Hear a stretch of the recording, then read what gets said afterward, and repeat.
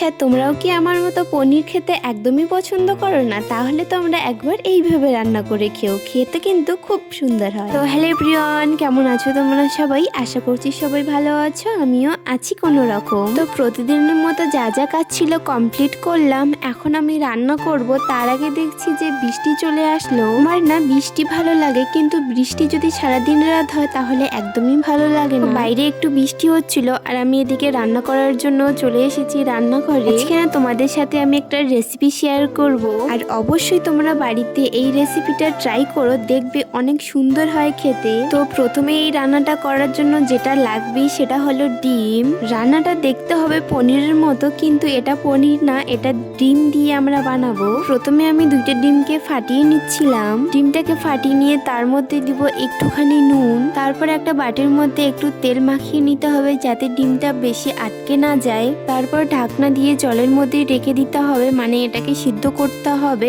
তো এখানে আমি ভাত বসিয়ে দিয়েছিলাম, তার মধ্যেই ওটাকে আমি যাতে ওটাতে সিদ্ধ হয়ে যায়। তো ডিমগুলোকে এখন বের করে নিয়েছি, দেখতে মনে হচ্ছে না যে এগুলো পনির। তারপরে এই পনিরগুলো এখন রান্না করব। এখন আমি রান্না করার জন্য কি কি দিচ্ছি চলো তোমাদেরকে বলে দেই।